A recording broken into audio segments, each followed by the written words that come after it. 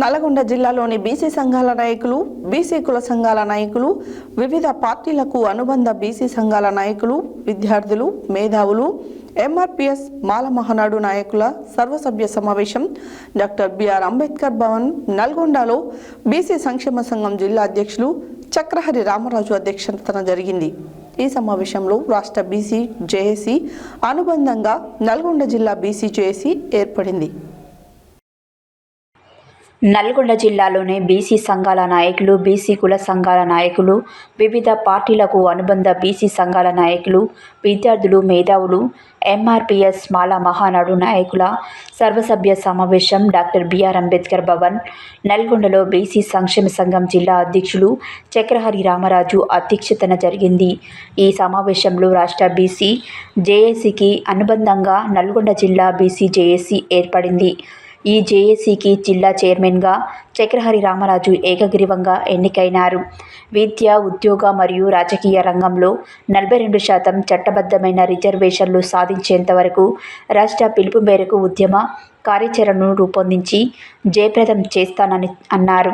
42% రిజర్వేషన్ల హామీ ఇచ్చిన రాష్ట్ర ప్రభుత్వం మరియు అమలు చేయాల్సిన కేంద్ర ప్రభుత్వం తత్సారం చేస్తూ రిజర్వేషన్లు అమలు చేయకుండా బీసీలను మోసం చేస్తున్నారన్నారు. రాష్ట్ర ప్రభుత్వం అఖిలపక్ష సమావేశం ఏర్పాటు చేసి కేంద్రం దగ్గర తీసుకొని పోయి 42% రిజర్వేషన్లు అమలు చేసే దిశగా చర్యలు తీసుకోవాలన్నారు. అదేవిధంగా కేంద్ర ప్రభుత్వం కూడా కుంటి సాకులు చెప్పకుండా శీతాకాలం సమావేశంలో ఈ బిల్లులను ప్రవేశపెట్టి 9వ షెడ్యూల్లో పెట్టి చట్టబద్ధమైన రిజర్వేషన్లు కల్పించాలన్నారు. ఇది సాధించేంత వరకు గల్లీ నుండి ఢిల్లీ దాకా ఉద్యమాలు చేస్తూ సాధిస్తామన్నారు. ఈ కార్యక్రమం ద్వారా బీసీల సత్తాను ఢిల్లీ ప్రభుత్వానికి చూపిస్తామన్నారు. రాష్ట్రంలోని అన్ని జేఏసీలు ఈ కార్యక్రమాలను అమలు చేసి మన సత్తా చూపించాలన్నారు.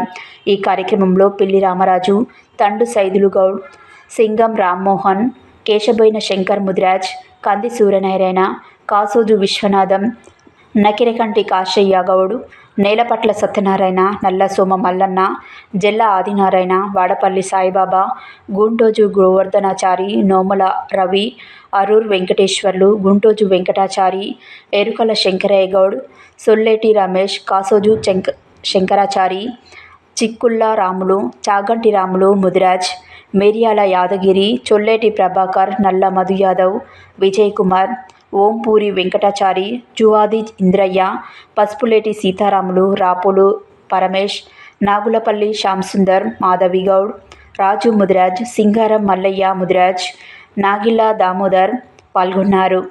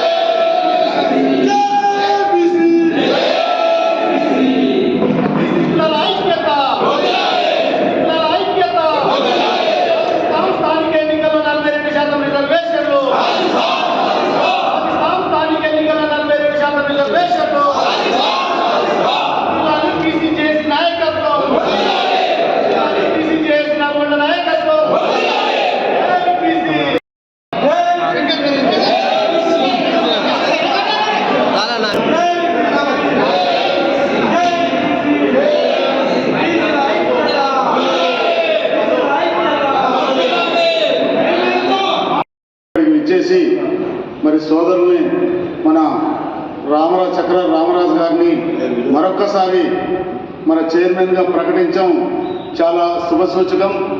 ఎందుకంటే ఇక్కడ ఉన్నటువంటి జిల్లాలో ఉన్నటువంటి ఎంతో అనుభవం ఉన్న పెద్దలు ఇక్కడికి రావడం జరిగింది. అదేవిధంగా రాష్ట్రంలో ఉన్న సోదరులు పెద్దలు ఇక్కడికి రావడం జరిగింది. మరి అందరి ఆలోచన మేరకు వారి సూచన మేరకి మరొక్కసారి రామరాజన్న అయితేనే మరి ముందుకు నడిపిస్తాడు. వారికి ఒక సుమారు 40 సంవత్సరాల అనుభవం ఉన్నది. మరి ఆ అనుభవాన్ని రంగరించి మన తెలంగాణ ఉద్యమ తరాలో మరి బీసీ ఉద్యమాన్ని కూడా ముందుకు నడిపించి మన హక్కుల ఈరోజు రాష్ట్ర జేఏసీ ఏదైతే ఏర్పడిందో రాష్ట్ర జేఏసీ యొక్క కార్యక్రమాలు వారి యొక్క పిలుపు మేరకు నల్లగొండ జిల్లాలో బీసీ జేఏసీని ఏర్పాటు చేయాలనేటువంటి సంకల్పంతో ఈరోజు ఉదయం నుంచి కూడా అన్ని కుల సంఘాల అధ్యక్షులు, అదేవిధంగా ఉద్యోగ సంఘాలు, విద్యార్థి సంఘాలు, మహిళా సంఘాలు, యువకులు, అంతేకాకుండా దళిత సంఘాలు, అందులో రాజకీయ ప్రజాప్రతినిధులు కూడా దీంట్లో పాల్గొన్నారు.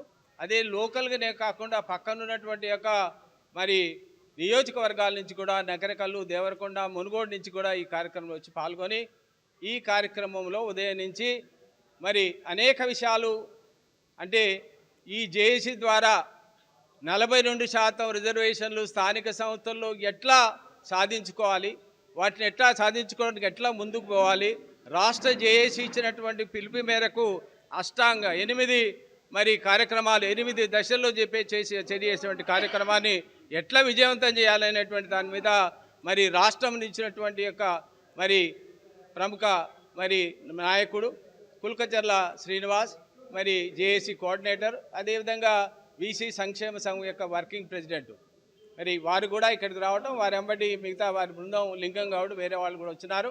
వాళ్ళందరూ కూడా ఈరోజు ఈ విషయాన్ని గురించి చర్చించారు. అన్ని కుల సంఘాల వాళ్ళు చర్చించారు. ప్రధాన అంశం ఏంటంటే ఇక్కడ 42% రిజర్వేషన్లో బీసీలకు ఎట్లా సాధించాలి, అదేవిధంగా కేవలం విద్య ఒక స్థానిక సంస్థలే కాదు, విద్యా ఉద్యోగ రంగాల్లో కూడా 42% రిజర్వేషన్ కావాలి, అదేవిధంగా చట్టసభల్లో కూడా రిజర్వేషన్ కావాలనేటువంటి యొక్క దృక్పథంతో ఈ యొక్క ఉద్యమం జాగాలని, అదేవిధంగా దీన్ని ఎట్లా తీసుకుపోవాలన్నప్పుడు మన ముందున్నటువంటిది ఏదైతుందో తెలంగాణ ఉద్యమం.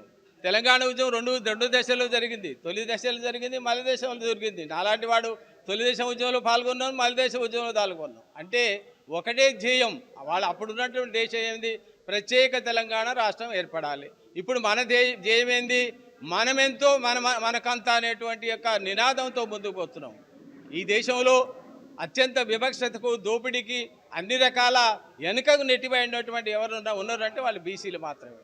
కాబట్టి వాళ్లకు మరి జనాభా దామాష ప్రకారం అన్నింటిలో కూడా వారి వాటా వాళ్ళకు దక్కాలి అనేటువంటి దాంట్లో ముఖ్యంగా మన ముందు ఉన్నటువంటి 42% రిజర్వేషన్ ఏదైతుందో దాన్ని సాధించడానికి జేఏసీ కార్యక్రమం అయింది. ఈరోజు అన్ని కుల సంఘాలు, ప్రజాప్రతినిధులు, రాష్ట్రం నుంచి వచ్చినటువంటి వాళ్ళందరూ కూడా ఏకగ్రీవంగా మరి సార్ మీరు జేఏసీ చైర్మన్గా ఉండాలనేటువంటి యొక్క కోరికను వెలుబుచ్చిన కారణంగా మరి నేను జేఏసీ చైర్మన్గా మరి కావడానికి అందరి యొక్క ప్రేమాభిమానంతో ఈరోజు జేఏసీ చైర్మన్గా నేను ఎన్నుకోబడ్డాను.